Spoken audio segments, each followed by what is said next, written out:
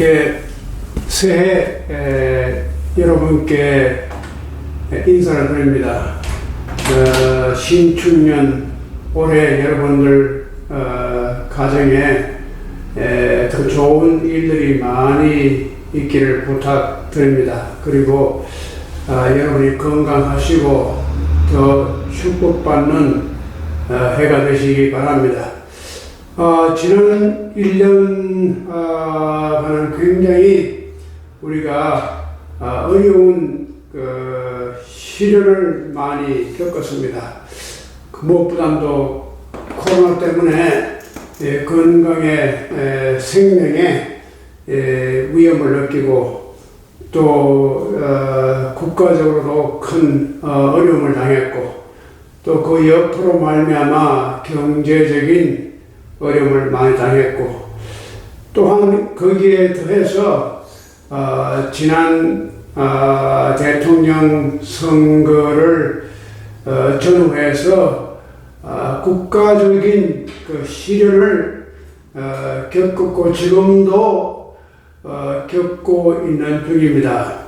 그래서 과연 미국이 어떤 방향으로 나갈 것인지 또 어떻게 해야 할 것인지 하는 어떤 기로에 서 있지 않는가 하는 그런 느낌을 가질 수가 있습니다. 저 자신도 미국에 와서 71년에 와서 제일 처음 겪은 정치적인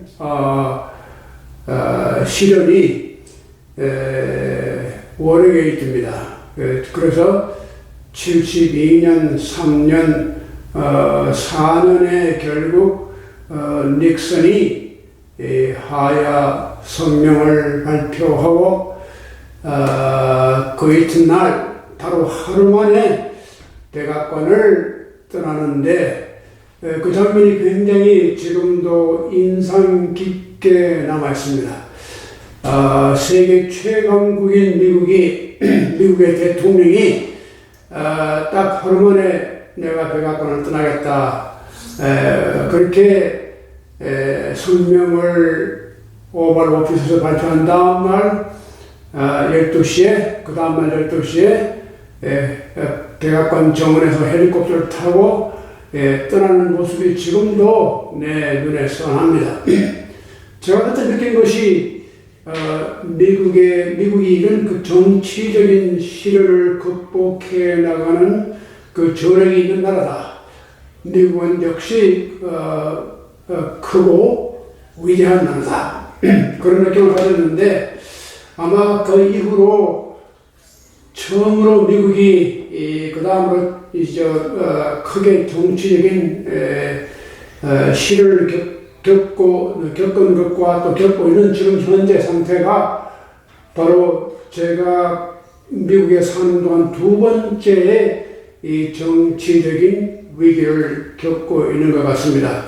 제가 여기에 대해서는 긴 말씀을 드리지 않겠습니다. 제가 그렇지 않아도 포토맥 1월달 정기 강좌에 저를 초청해서 제가 그 강좌에 특별히 미국의 전망 를 제가 조금 더 이제 역사적으로 살펴보고 또 앞으로 21세기의 미국이 정말 이 글로벌 시대의 세계를 이끌어갈 수 있는 국가가 될 것이냐 하는 그런 제목을 가지고 제가 강의를 하는 것이 아마 다음 주 목요일 공식적으로 나가게 되는데 그때 제가 그 동영상을 여러분에게 다 제공해 드리겠습니다. 그리고 오늘은 우리가 지금 하고 있는 이 중용 11장을 여러분과 같이 한번 생각하고 지나갈까 합니다. 그런데 지난 그 1년 동안 저희 이 모임에 나오시는 분들이 참 여러 가지로 어려움을 겪은 분들도 있고, 또 코로나 때문에 이렇게 그 시련을 겪었지만 극복하고 이렇게 그 어려운 고비를 넘기신 분들에게 정말 그 용기와 그 인내에 감사를 드립니다. 특히 이종조 박사님 그리고 이지수 선생님 두 분들이 다 이렇게 어려운 고통을 견뎌내시고 이렇게 새롭게 여러분들을 만날 수 있는 그런 기회가 된 것이 참 반갑고, 이제 올해는 여러분들 얼굴과 얼굴을 다 같이 볼 수 있는 그런 기회가 곧 오리라고 믿습니다. 그리고 오늘 제가 이 11장에 들어가기 전에 지난번에 제가 그 강의할 때에 그 부드러움, 부드러움이 강함을 극복한다.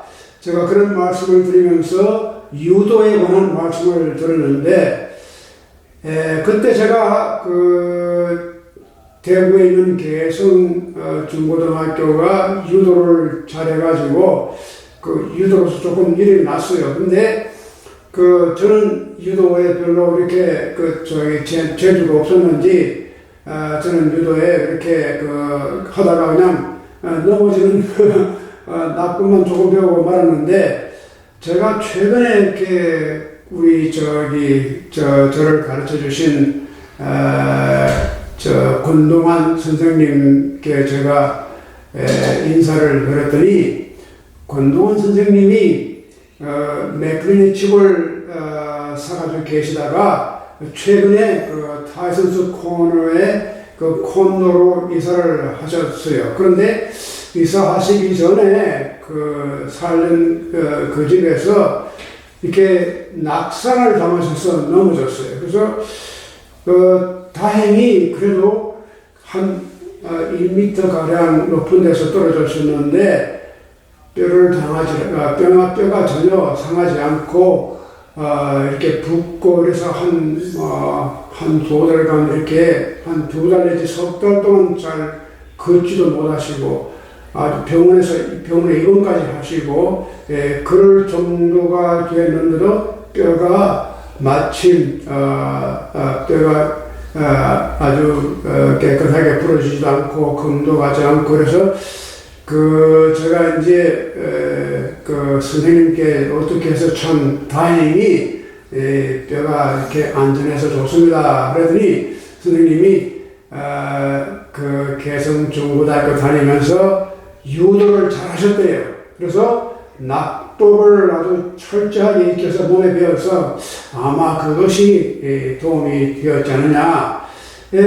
그래서 제가 그렇습니다. 저는 아직도 유도의 진술을 파악을 못했는데, 권 선생님이 그렇게 해서 연세가 90이 넘었는데 그렇게 넘어지시고 낙상해서 뼈가 다치지 않았다는 건 정말 놀라운 일이죠. 역시 유도를 하신 덕분에 지금 혜택을 누리시는 게 아닌가 그렇게 생각합니다. 그리고 제가 오늘 말씀드릴 이 11장은 여기에 나와 있는 대로 우선 공자가 말씀하신 내용을 한번 간단하게 소개를 제가 일단 해드리고 그에 대한 자세한 말씀을 드리려고 합니다. 여기에서 보면은 여기에 11장의 자왈 공자께서 이제 말씀하시는데, 여기에 이게 소자죠. 근데 소자인데 색으로 발음을 할 때가 있어요. 그래서 여기서는 색은, 근데 이 색자하고 이게 가로막는다는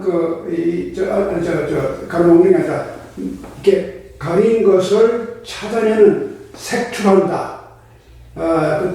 그때 쓰는 이 색자하고가 같이 글자는 다르죠. 그런데 그 발음이 여기는 색인데 이 색 발음을 여기서 같이 색어 부르네요. 그래서 소자를 부르지 않고 소은이 아니고 색은. 은자는 가린 것, 덮인 것, 숨기어진 것, 그런 뜻입니다. 그 숨기어진 것을 색출해낸다, 찾아낸다. 그래서 이 색자가 이렇게 좀 숨겨지거나 이게 조금 비밀같이 이렇게 덮여진 이런 상황에서 그것을 걷어내고 찾아내는 그러한 의미로 색자가 많이 쓰이는데, 색은 행괴, 이것이 이제 아주 집약적으로 이렇게 내자로 요약이 되어 있지만 의미가 아주 이렇습니다. 은자는 숨은 것을, 가려운 것을, 가려진 것을 벗겨내고 노출시키는 것, 찾아내는 것. 그 다음에 행은 행동이란 말이죠. 가림자인데, 이 괴상한 행동을 하는데 괴상한 행동을 한다. 숨은 것을 남들이 알지 못하는 어떤 아주 이렇게 비밀리에 이렇게 숨어있는 어떤 그런 것을 찾아내고 또 괴상한 행동을 하는 것. 이것이 바로 이제 색은 행괴. 자, 이런 뜻이, 이게 무슨 뜻이냐? 근데 보면 이게 이제 가려진 것을 이렇게 벗겨낸다. 감추인 것을 찾아낸다. 남들이 알지 못하는 구석을 찾아서 돌출낸다. 이런 뜻이 다 여기에 속해 있습니다. 잠깐 죄송합니다. 제가 여기 마이크를 여기다가 꽂는 잊어버렸습니다.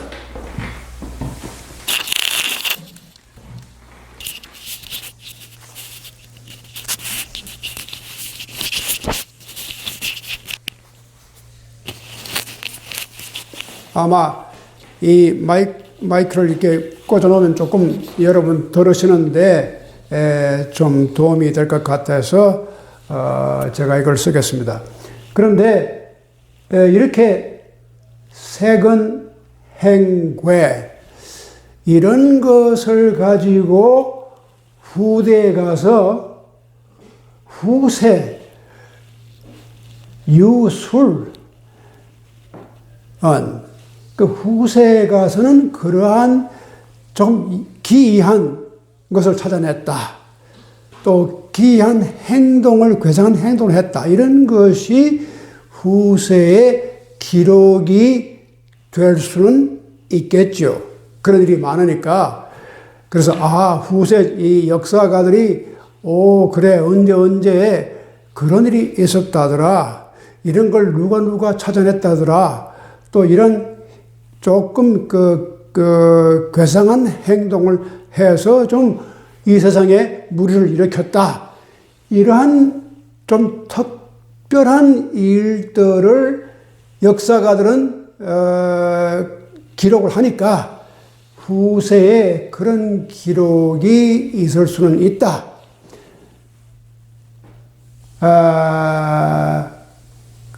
그런데 여기에 여기 한 구절이 빠졌나?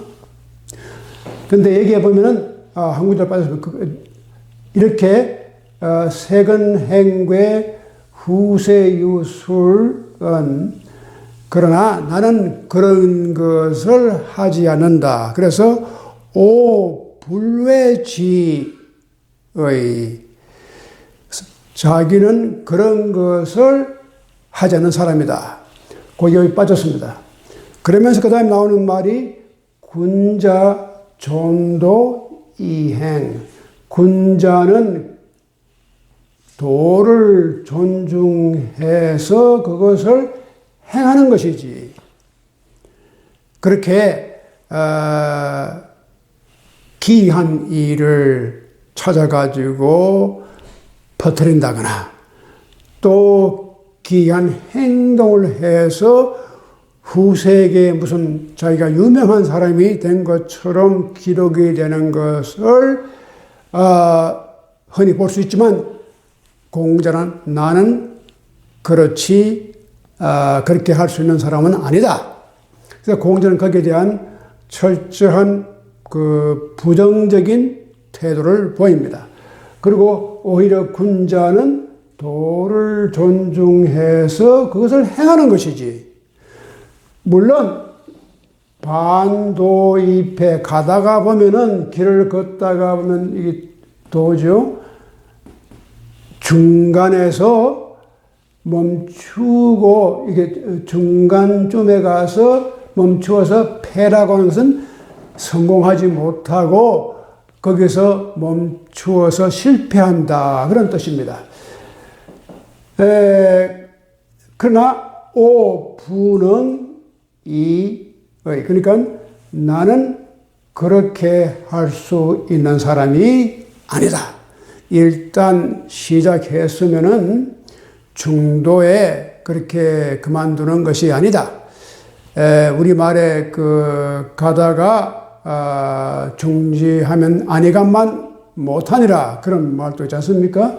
그래서 공자는 이 군자의 길은 도를 존중하고 그것을 이행해 나가는 데 있어서 때로는 중간에서 그걸 멈추고 때로는 그래서 그 길을 다 가지 못하는 그런 경우도 있다. 그러나 나는 그래 나는 그렇게 할 수는 없는 거다. 그리고 이제 또 군자는 의호중용. 여기에서 군자의 의자는 의존한다. 또 거기에 준한다. 그런 뜻입니다. 군자는 중용에 준해서 의거해서 나가는 것이거든요. 항상 중용을 자기 길에 하나의 길잡이로 삼는 것이 군자다. 여기에 호자가 사실은 이게 도치가 된 상태입니다. 이게 호자가 저 뒤로 가서 군자의 중용호 이렇게 해야 그 어조사가 제일 마지막에 오고 이게 말의 순서가 되는 것 같은데 이게 도치가 돼서 군자의 호하고 중용 이렇게 나온 거예요. 그 다음엔 둔세 불견지 불해. 이 둔세라고 하는 이 둔자는 이 세상을 이렇게 떠난다. 이 세상에 같이 이 세상과 이렇게 어울리지 않고 이 세상식에 살아가는 걸 버린다. 그래서 이 둔세 불견, 지금 살고 있는 이 세상에서 자기가 좀 이렇게 떨어져 나와서 불견지, 불견지란 말을 우리가 언뜻 보면은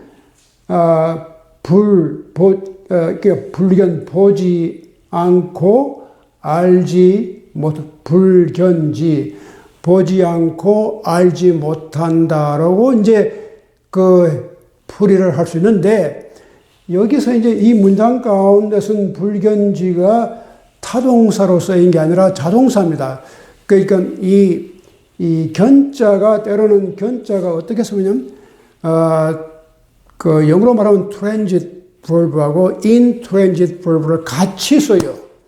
그래서 견자가 때로는 내가 본다는 그런, 내가 본다고는 타동사로서 어떤 목적을 내가 너를 본다, 뭐 물건을 본다. 그런데 여기에서는 자동사적인 의미에서 내가 보여진다. 그러니까 여기에 또 지자도 내가 알려진다. 그래서 불견지는 이 사람이 이제 군자가 또 공자가 둔세 이 세상에서 이렇게 사라져서 이 세상을 떠나서 뒤에 숨어서 이 언둔을 할 때 쓰는 둔자입니다. 언둔. 이렇게 가려져서 이 세상에 묻힌 거예요. 그래서 자기를 보지 못하고 또 자기를 알아주지 못하는 거예요. 세상이. 그러나 불회. 나는 거기에 대해서 조금도 그리낌이나 후회하지 않는다. 이 말이, 이 비슷한 말이 어디 나옵니까? 논어의 그 학위장, 논어에 제일 처음 나오는 학위장에 이런 말이, 비슷한 말이 나옵니다. 그게 무슨 말이냐 하면은 자기가, 그러니까 삼락이 있지 않습니까? 그 학위시섭지, 불역열호란 말인가, 뭐, 유붕, 자원 방래하니, 불역락화라는 말인가, 뭐 이렇게 하면서 마지막 세 번째에 인부지이 불온 세상 사람들이 나를 알아주지 못해도 내 마음에 조금도 마음이 불안하거나 마음에 그리낌이거나 그런 마음이 전혀 없다는 거예요. 세상이 나를 알아주든 알아주지 않든 나하고는 관계가 없다. 이제 그런 뜻으로서 학위장에 이 세 가지가 제일 먼저 등장합니다. 그래서 거기에 나오는 말의 뜻과 아주 상통하는 말이 바로 이 불견지이 불회. 자기가 보이지 않고 자기를 보아주지 못하고 알아주지 못한다고 하더라도 but yet 그러나 불회 no regret 자기가 거기에 대해서 아무런 마음에 후회함이 없다. 그런데 유성자 능지 이 유자가 오로지 성자만이 그렇게 할 수가 있다. 그러니까 아무나 그렇게 하는 거 아닙니다. 우리 같은 사람은 그렇게 못하죠. 성자, 유성자, 능지라. 그러니까 오로지 이 성자라는 뜻은 무슨 우리가 기독교나 그런 데서 말하는 무슨 그런 거룩한 사람 그런 뜻은 아니고 여기에 성자는 어떤 의미냐 그러면은 유교적인 의미에서는 일종의 성인 군자와 같은 sage 그런 의미에서 그런 wise man or sage 이런 사람을 이제 성자라고 그러는데 그 성인 여기서는 성자라고 얘기를 했지만 성인과 성인 군자 이런 뜻으로 오로지 그런 성인, 성자만이 그렇게 할 수 있는 능력이 있다. 이제 이게 지금 대략 우리 지금 11장의 뜻입니다. 자, 그런데 제가 조금 더 그 의미를 말씀을 드리면은, 이제 여기에서 색언행괴 이렇게 뭔가 감추인 것을 찾아내는 것. 남들이 보지 못하는 걸 찾아내서 세상에 보여주고 아주 센세이셔널하게 내가 이걸 알았다. 또 거기다 또 행동도 아주 괴상한 행동을 한단 말이죠. 근데 이런 사람들이 역사에 종종 기록이 되는 수가 있다. 그렇지만 나는 그런 사람이 아니다. 이렇게 얘기하죠. 오불능, 이 똑같은 말이 요 다음에 나옵니다. 그래서 자기는 그런 사람은 아니다. 그렇게 할 수가 없다. 자, 그런데 일반적으로 이것이 뭐냐면 공자의 말 가운데 이게 깊은 의미가 있습니다. 그러니까 예를 들어서 2500년 전에 공자가 이런 말을 했다는 것은 그 당시에도 괴딴 소리 하는 사람들이 있었거든요. 자기가 무슨 이 세상에 다른 사람이 알지 못하는 무슨 특별한 이치를 뭐 깨달았든지 남들이 알 수 없는 어떤 비밀을 이 세상의 비밀을 찾아냈다든지 뭐 그런 걸 가지고 또 온 곳에 다니면서 자기가 그 괴상한 좀 행동을 하는 사람, 이제 그런 사람들이 지금뿐 아니라 2500년, 2600년 전에도 공자 시대에도 충분히 그런 사람들이 있었다는 걸 우리가 추측할 수가 있는 겁니다. 자, 그런데 그 한 가지 중요한 사실은 공자나 유교는 처음서부터가 이런 어떤 그 특별하게 이렇게 숨겨진 것을 알려낸다거나 알려준다거나 찾아낸다거나 그것을 자기가 알았다고 그렇게 자랑한다거나 그런 것이 없어요. 그런데 그 당시만 해도 그러한 주장을 하는 사람들이 많았을 거예요. 근데 이게 우리가 동서를 좀 비교하면 이 종교라고 하는 것은 역시 이 종교는 거의가 다 남들이 알지 못하는 특별한 메시지를 내가 받았다.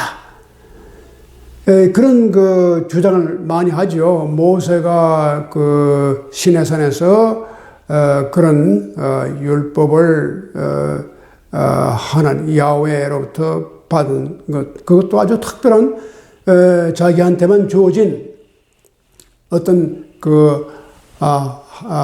신이 자기에게 주어진 특별한 메시지 아닙니까? 자, 내가 너한테 이걸 준다. 그래서 율법을 줬고, 또 예수에게 나타난 것도 바로 그 예수 자신이 하나님의 계시다. 그래서 이제 또 그 이슬람도 보면은 이 모하메드라는 사람이 마지막 예언자로서 다른 사람들이 이제까지 몰랐던 어떤 비밀을 내가 계시를 통해서 알았다. 그래서 이슬람이 생기지 않았어요? 근데 이게 재미있는 현상이 주로 그 지중해 연안을 중심으로 일어난 종교들이 다 계시 종교입니다. 어떤 특별한 일반 사람들이 알 수 없는 아주 특수한 어떤 메시지라든가 어떠한 그 내용을 자기들만이 익스클루시브하게 받은 거예요. 일반 사람, 그래서 그 사람들에 의해서 이것이 지금 전파되어 나가는 겁니다. 그러니까 이런 것이, 그러니까 그 특별한 무슨 은총을 받은 사람, 선택을 받은 사람들에 의해서 어떤 하늘의 비밀, 하나님의 뭐 특별한 계시, 뭐 이런 것들이 다 그런 어떤 그 revelation, 계시를 통해서 주어진 겁니다. 그래서 흔히 아브라함ik 그 종교를 다 계시 종교라고 부르는 이유가 이것이 다 계시에서 출발했어요. 그 계시란 말 자체가 여러분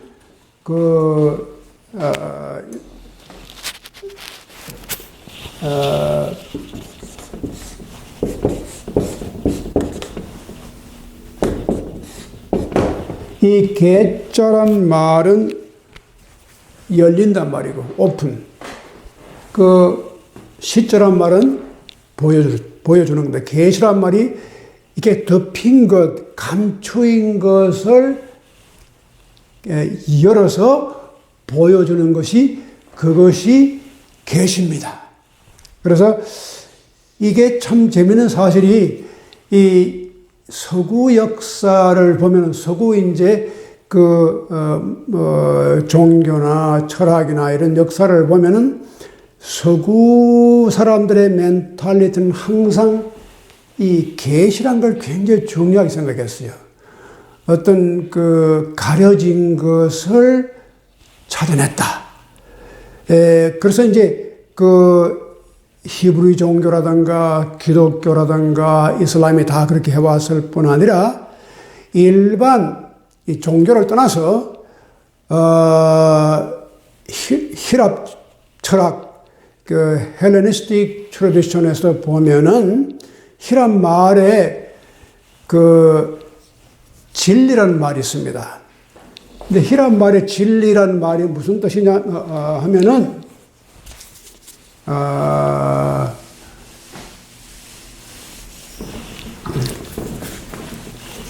이것이 참 히랍 말 그대로 쓰면은 알레데이야. 그러니까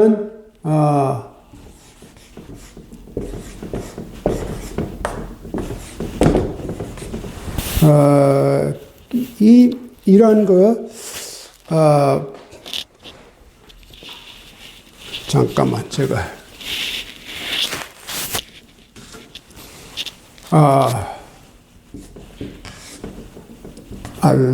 알레데이야.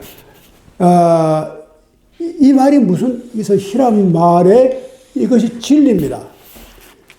알레데이야. 그래서 히랍 사람들의 사고방식은 이 진리라고 하는 것을, 이 알레데이아가 뭐냐면 덮인 것을 disclosure, 이렇게 가리는 것을 열어주는 것, uncover. 그게 바로 히랍 말의 알레데이아. 그러니까 참 재밌죠? 종교적인 전통에도 계시라고 하는 것을 중요하게 생각했고, 또 truth, 진리라고 하는 것을 말할 때도 진리라고 하는 것은 이렇게 쌓여진 것, 베일에 쌓인 것, 이렇게 덮여진 것을, 그것을 uncover, 그걸 벗기는 것, 그것이 진리다. 그것이 히랍 전통이에요. 그래서 서구 전통을 보면은 종교적인 전통이든지 철학적인 전통이든지 알레데이아, 어떤 베일에 쌓여진 숨겨진 것이 드러나는 것, 바깥으로 나타나는 것, 이것을 진리라고 생각했고, 또 종교적인 전통도 계시로서 진리를 이해를 했어요. 그런데 이 동아시아 우리 전통에서는 조금 달라요. 우리가 말하는 진리라는 게 무슨 뜻이냐? 우리가 흔히 말하자면 진리.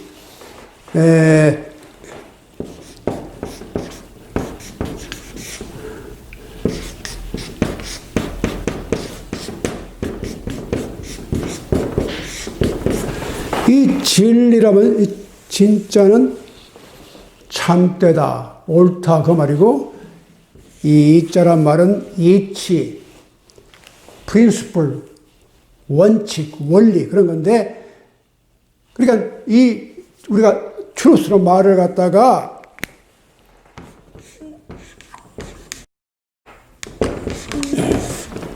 왜 이렇게 우리는 truth로 진리를 모든 자연이나 사물 속에 들어있는 어떠한 원리가 있다는 거예요.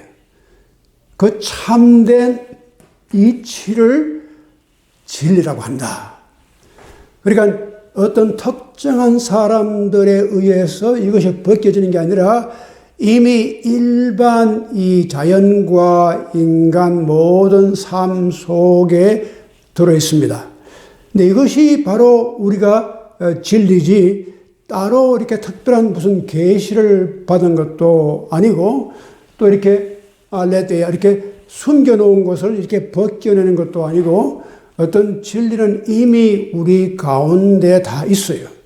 그러니까 이게 생각하는 그 차이가 있는 것입니다. 그래서 그 어떻게 보면 그 서구 종교가 왜 그렇게 그 배타적이 되어 왔던가 그런 것을 보면은 역시 이것이 이게 특별 그게 계시, 그 특수 계시를 굉장히 강조합니다. 이 기독교도 하나님께서 자기의 그 진리를 이 세상에 보여주는데 그 진리가 어디에서 나타나느냐? 예수 그리스도다.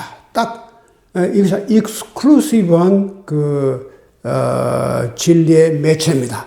다른 어느 곳에서도 진리가 나타나는 것이 아니고 오직 예수 그리스도에게만이 익스클루시브하게 나타난 겁니다. 그래서 중세 때 보면 이제 문제가 좀 생기는데,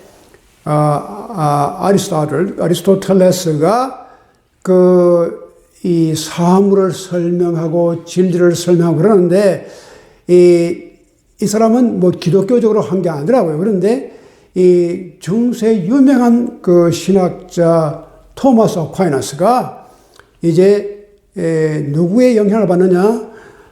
아리스토텔의 영향을 많이 받아요. 받아가지고 이 사람은 기독교의 진리를 특수계시를 물론 인정하죠. 그러나 동시에 자연계시, 일반 자연 가운데도 하나님의 뜻이 나타나 있다. 그러니까 예수 그리스도를 모른다고 해도 어느 정도 이 자연을 살펴본다거나 우리의 세상을 보면은 하나님의 뜻이 이렇게 있다.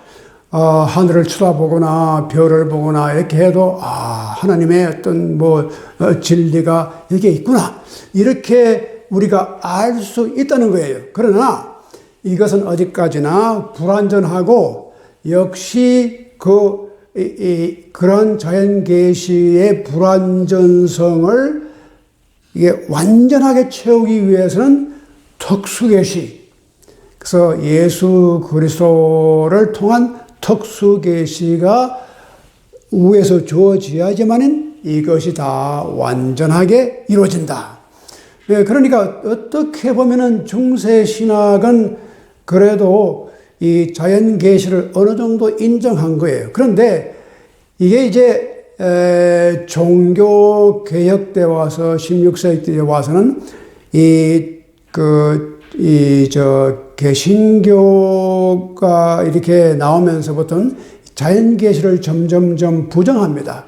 그리고 이렇게 자연 계시를 따라가는 것은 우리 특수 계시의 유일성을 손상시킨다. 그래서 완전히 우리가 예수 그리스도 밖에는 하나님을 알 도리가 없다. 그리고 최근에 20세기에 들어와서 칼 바르트 같은 신학자도 아주 철저하게 그 계시의 어떤 유일성을 주장합니다. 그러니까 그런 점에서 볼 때 우리 이 동아시아 계통의 멘탈리티는 처음서부터가 특히 유교 전통은 그런 어떤 특수한 어떤 계시가 있다고 하는 게 아니라 일반 우리 자연 속에 다 있다는 거예요. 그래서 진리가 그 속에 있다는 거예요. 이 말이 바로 공자가 지금 하는 말이 그래요. 무슨 그렇게 이렇게 신비에 쌓여 있는 것을 찾아내고 또 그걸 아주 괴상하게 그걸 갖다가 이렇게 세상에 갖다 그래서 내가지고 그런 행동을 해가지고 후세에 자기 이름이 나올 정도 이렇게 이거 내가 좋아하는 거 아니다. 그런데 사실 그거 보면 공자는 굉장히 아주 이성적입니다. 그리고 상식적이고, 그리고 자연의 질서, 이런 것을 따라가는 사람이었어요. 그러니까, 그 당시에도, 공자 당시에도, 제가 거기에도 그때 이제 무슨 그런, 일종의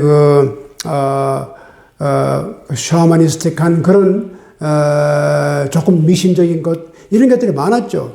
특히 주역을 읽는 사람들이 그 당시에는 주역을 점치는 책으로 생각했거든요. 주로 주역 보면 여기에 이렇게 해서 숫자 이렇게 빼고 더하고 해가지고 앞으로 어떻게 된다. 이제 지금도 그러니까 그 주역이라는 책이 이렇게 역술가들이 이렇게 이용을 그렇게 하는데, 공자는 처음부터 그런 조금 이렇게 이상한 그렇게 숨은 것을 자기가 찾아냈다고 그렇게 외치고 그러면 싫다는 거예요. 그거 보면 상당히 6.25 전통이 1500년, 1600년 전부터 아주 그렇게 이성적이고 합리적인 바탕에서 출발하는 게 굉장히 참 중요합니다. 근데 우리가 보면은 사실 이런 색언행괴라고 하는 것이 많은 여러 가지 사회적인 무리도 일으킨 게 많아요. 우리 한국 사회만 보더라도 6.25 사변 직후에 나온 여러 가지 종교, 우리 신흥 종교들 가운데 보면은, 제가 어릴 때 경험한 것이 6.25 사변 바로 직후에 남한 일대를 굉장히 이렇게 센세이셔널하게 종교적으로 이렇게 일으켰던 하나의 운동이 뭐냐면 박태선 장로의 전도관입니다. 그래서 한때 박태선이가 이 장로가 온 전국을 누비고 다니면서 몇천 명을 모으고 거기서 성령을 주고 기적을 왜 무슨 기적적인 일을 행하고 그런데 이 박태선 장로가 여기 어디에다 기초를 하느냐? 요한계시록입니다. 그러니까 기독교의 그러니까 계시 가운데 특별히 요한계시록에 근거를 해서 자기가 감람나무다. 이게 다 요한계시록에 나오는 말이거든요. 문선명이도 보면 조금 다르긴 하지만 역시 그런 방향에서 6.25 사변 때 부산에서 특별한 기도 가운데 특별한 계시를 받았다고 그래요. 근데 그런데 보면 자기도 요한계시록이라든가 기독교에 이렇게 보면 앞으로 올 사람이 바로 나다. 이런 가장 이상적인 인물이 나한테서 이루어졌다. 아담과 해와가 이렇게 해서 이제 타락했는데 이것을 예수 그리스도는 이룬다고 했지만 다 이루지 못했어. 이제 문선명이 말이 참 재밌는 게 예수 그리스도가 많이 이루긴 이뤘는데 완성하지 못한 이유가 결혼을 안 했기 때문에, 혼자기 때문에 그거 안 되는 거예요. 그건 창조의 질서에 어긋나는 거예요. 그래서 자기는 어린 양, 한학자하고 이제 결혼했다. 이렇게 해서 이제 그걸, 이제 이상적인 가정이고 이것이 바로 하나님이 원하는, 이게 완성된, 가정이다. 이게 인간이 이렇게 두 가지 걸 겸해야 된다. 이런 얘기하고. 그래서 요한계시록에 근거한 이런 패단이 많았죠. 최근에 와서 신천지 마찬가지입니다. 신천지도 요한계시록에 보니까 14만 4천 명이 들어가고 이렇게 거기에 들어가야지만 구원받고 그게 666이 나오는데 바로 이것은 마귀의 숫자고 어쩌고 저쩌고 그래 이런 괴상한 것들이 이제 많이 나오는데 계시라고 하는 것이 가져올 수 있는 어떤 위험성이 바로 그런 겁니다. 그런 어떤 자기 아전 인수격의 그런 해석을 해가지고 그걸 믿는 거예요. 그리고 거기에 따른 괴상한 행동하는 거예요. 근데 공자는 2500년부터 그걸 다 배격했어요. 그러니까 6.25 전통은 사실 어떻게 보면 굉장히 그런 점에서는 굉장히 아주 솔리드하고 건전하고 상식과 그리고 합리적인 그런 전통입니다. 그런데 이제 많은 사람들이 그런 질문을 해요. 왜 그런 전통이 조선조에 이렇게 500년을 지배해 오면서 근대화를 시키는데 큰 공헌을 못했느냐? 이것도 중요한 문제입니다. 근데 제가 오늘 좀 더 복잡한 얘기니까 길게 말씀드리진 않고, 중요한 것은 우리가 이걸 알아야 돼요. 유교 전통이 동아시아에서 이렇게 나왔을 때 굉장히 그것이 공자 자신이 이렇게 합리적이고 어떤 이성적이고 상식적인 면을 강조했지만, 주역이라는 책이 첫째는 주술적인 면이 있어가지고, 제가 말씀드렸듯이 역술인들이 그냥 무슨 그런 희한한 이걸 우리나라도 정감록이니 토전 비결이니 그런 게 많이 나왔잖아요. 그러니까 그런 역술의 음양 오행 팔괴 64개 이런 것들이 많이 이제 나왔는데, 이런 것들이 너무 이게 주술적인 면으로다가 이제 바뀐 것. 그 다음에는 12세기에 주자 이후에 신유학이 나오면서 이 신유학도 역시 이 주역을 그런 식으로 주술적으로 해석하는 걸 다 배척했지만, 그분들은 또 어떤 문제가 있냐면, 이런 음양, 오행, 사상, 팔괴, 64개 이런 걸 다 어떻게 보느냐면, 하나의 형이상학적인, 이게 과학적인 어떤 astronomy, 우주 과학은 아닌데, 하나의 우주, cosmology, 이 우주론을 어디에 근거를 두었느냐 하면, 이런 주역에다가 주역이 보여주는 그러한 음양 오행 64개 이런 것이 다 이런 것에 중심을 해가지고 이 우주를 설명하는 것으로 이게 바뀌어 버렸어요.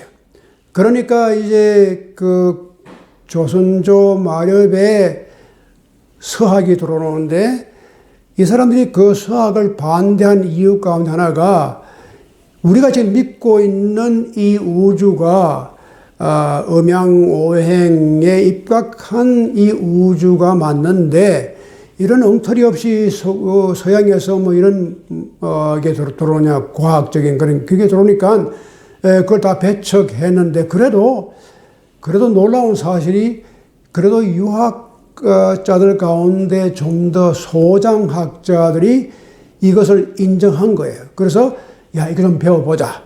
정약용 같은 분들은 충분히 그 사람 대단한 유학자지만, 이렇게 서학에 대해서 관심이 많았던 이유가, 이제까지 우리가 믿어왔던 이러한 음양오행설 속에서 살 것이 아니라, 이제 서구에서 들어온 이 과학적인 설명을 우리가 배워야 된다. 그러니까 이렇든 저렇든 간에 이 조선조 마렵에 그래서 실학도 일어나잖아요. 이 실학도 역시 마찬가지입니다. 좀 더 실사구시, 좀 더 우리가 실제적으로 모든 일을 그러니까 우리가 가지고 있는 리얼리티, 실생활 속에서 우리가 찾아야 된다. 근데 이런 운동이 일어났지만 이게 다시 성공을 못했죠.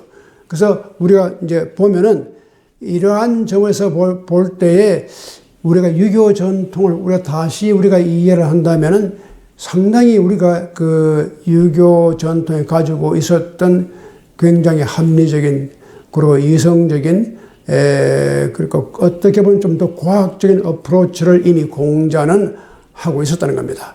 제가 볼 때는. 그래서 그 당시에 그런 미신적인 것을 다 타파하고, 그런 괴상한 행동을 타파하고, 우리 인간은 우리 현실 속에서 우리가 모든 이 진리가, 이 이치가, 그래서 주자도 이 일을 우리 조선조의 이기론이 나오지 않습니까? 이라고 하는 것이 모든 만물의 원칙입니다.